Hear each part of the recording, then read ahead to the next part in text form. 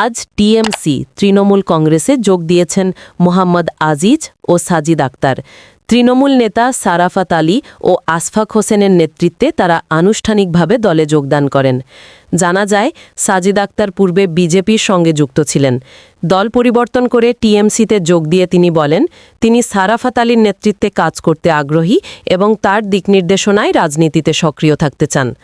অন্যদিকে মোহাম্মদ আজিজ বলেন, তারা দীর্ঘদিন ধরেই সারাফাত আলীর কাজ পর্যবেক্ষণ করছেন এবং তার নেতৃত্বে এলাকার উন্নয়ন কার্যক্রম সন্তোষজনকভাবে এগিয়ে যাচ্ছে। তিনি আরও বলেন, সারাফাত আলীর নেতৃত্ব অত্যন্ত দক্ষ ও জনবান্ধব।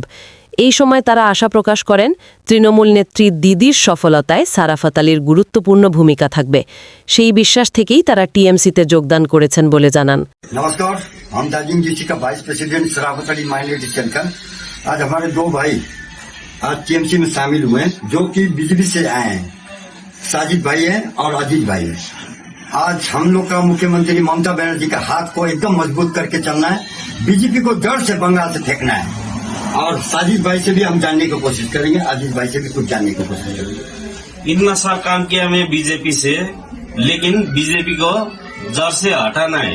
यहाँ पर टीएमसी का जो काम देखा, जो भी कुछ सुना, हमको अच्छा लगा, इसीलिए मैं टीएमसी ज्वाइन कर रहा हूँ।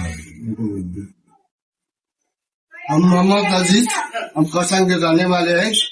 हमारी सराफत अली जो है, इनका जो बहुत पहले से हम काम देख रहे हैं, इसका एक्टिविटी देख रहे हैं, बहुत अच्छा जा रहा है और इनका लीडरशिप भी बहुत बढ़िया है। ये हमारी दीदी को कामयाब बनाने में बहुत उनका हाथ रहेगा और हम भी इसीलिए इस पार्टी के टीएमसी में आज शामिल हैं। जय बंगला, जय बंगला, जय बंगला।